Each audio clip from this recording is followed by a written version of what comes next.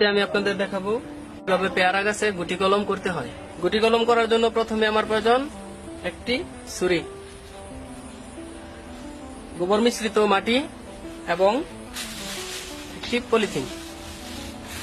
পেয়ারা গাছে কলম করার জন্য প্রথমে আমাকে একটি ডাল সিলেক্ট করতে হবে এবং ডালটার যে গিটটা আছে এই গিটের নিচ থেকে আমাকে কলমটা করতে হবে।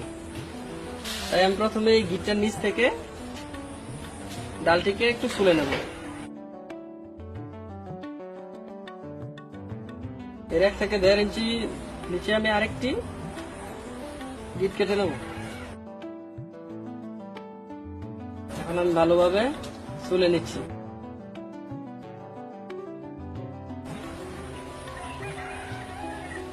হয়ে গেছে।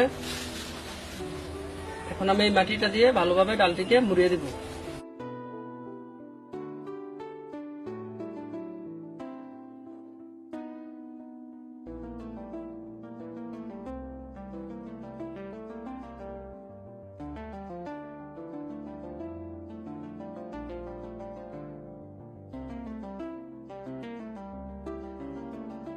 এই মাটিটাকে আমি যেখান থেকে কলপটা করেছি তার একটু উপর রাখতে হবে, কারণ যেখান থেকে আমি কলপটা করেছি উপরের গিট থেকেই শিকড়টা ছাড়বে, তাই মাটিটাকে একটু উপরে পর্যন্ত দিতে হবে।